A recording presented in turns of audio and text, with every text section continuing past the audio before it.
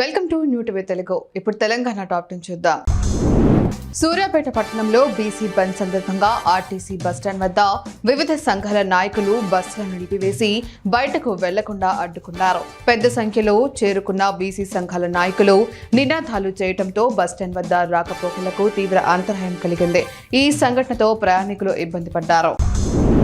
BC సంఘాల ఆధ్వర్యంలో 42% రిజర్వేషన్ల అమలు కోరుతూ పోతిరెడ్డిపల్లి చౌరస్తా నుంచి కంది వరకు ర్యాలీ నిర్వహించి కంది వద్ద రాస్తారోకో చేపట్టారు.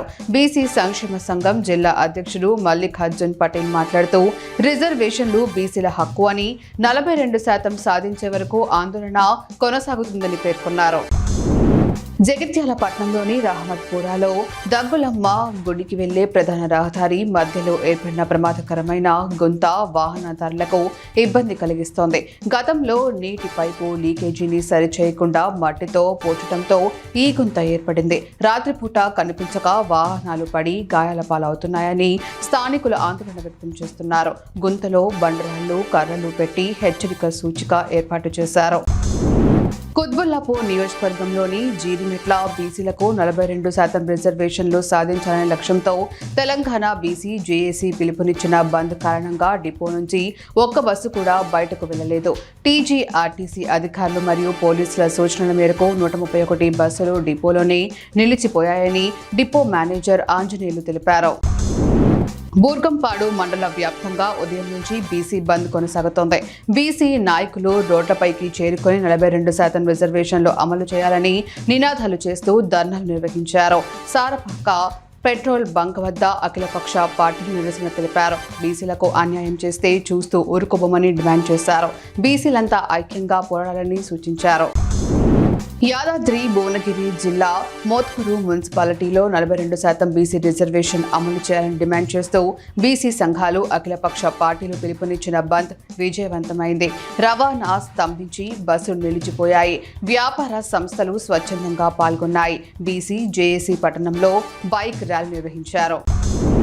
యాదాద్రి భువనగిరి జిల్లాలో బీసీ సంఘాలు అఖిలపక్ష పార్టీలు పిలుపునిచ్చిన రాష్ట్ర వ్యాప్త బంద్ సంపూర్ణంగా కొనసాగుతోంది. భువనగిరి పట్టణ కేంద్రంలో కూడా బంద్ ప్రభావం స్పష్టంగా కనిపిస్తోంది.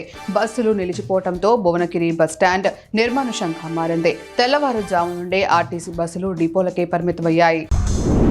జోగులాంబ గద్వాల జిల్లాలో 42% రిజర్వేషన్లు అమలు చేయాలని డిమాండ్ చేస్తూ బీసీ జేఏసీ అఖిలపక్ష బహుజన ప్రజా సంఘాలు రాజకీయ పార్టీలు నిరసన చేపట్టాయి. దీనితో వర్తక వ్యాపార ప్రైవేటు విద్యాలయాలు సంపూర్ణంగా మూతపడ్డాయి.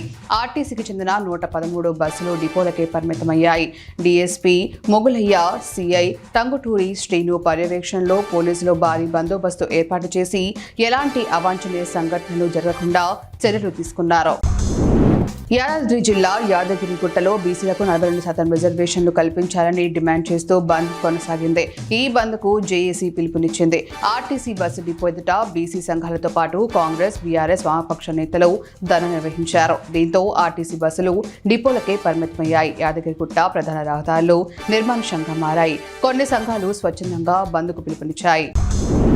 బీసీలకు 42% రిజర్వేషన్లు కల్పించాలని డిమాండ్ చేస్తూ కాంగ్రెస్ పార్టీ ఆధ్వర్యంలో సంగారెడ్డి పట్టణంలో బైక్ ర్యాలీ నిర్వహించారు. ఈ ర్యాలీ పాత బస్టాండ్ నుంచి పోతిరెడ్డిపల్లి చౌరస్తా వరకు కొనసాగింది. ఈ కార్యక్రమంలో కోనా సంతోష్, మహేష్, కిరణ్ గౌడ్, శ్రీకాంత్ గౌడ్, వెంకట్, మహేష్ లాల్, సతీష్ యాదవ్, రమేష్, బాలు, సందీప్, మురారి వంటి పలువురు నాయకులు పాల్గొన్నారు. తమ డిమాండ్లను ప్రభుత్వం వెంటనే పరిష్కరించాలని వారు కోరారు.